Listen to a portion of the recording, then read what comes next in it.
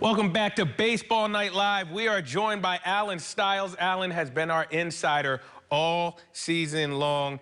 Alan, such a tough pill to swallow after this game tonight. What are just your gut reactions right as the game ended?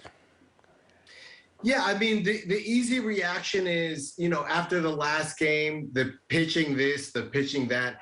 At the end of the day, you got to score runs. And 9 runs, I don't care if it's a 7-game series, a 5-game series, that's not going to get it done. So, unfortunately, the Giants turned into who everyone thought they were going to be throughout the season. That's who they turned into during the playoffs, and it was just bad timing, and they hung around. They went up 2-1, but ultimately, I knew that when the Dodgers got to 4 runs, 5 runs, they knew that the Giants couldn't hang because they couldn't do it all series. So the Giants will be back. I want all Giants fans to know that they are ahead of schedule.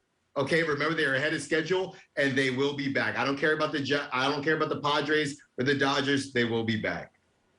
All right, you led me right into my next question.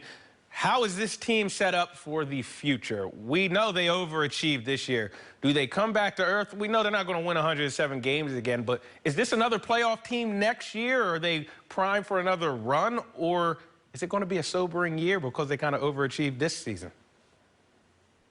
Yeah, I don't think it's going to be a sobering year as far as what they do after the regular season. Are they going to win 107 games again? Probably not, but I think all Giants fans who know what the Giants have done in the past know that when you fly under the radar, and they were kind of under the radar this year, but when you really fly under the radar, that's when you make the most noise. The Dodgers, when you look at their payroll, when you look at the players that they have on their team, they were supposed to win, and that's ultimately what they did. But the Giants, they are ahead of schedule. They will be back. They will take care of what they need to take care of. Let's not forget about everybody they have in the minor leagues and what's going on there. It's a good time to be a Giant. It's a good time to be a Giants fan. All right. One last question for you, Alan, before we have to sign off.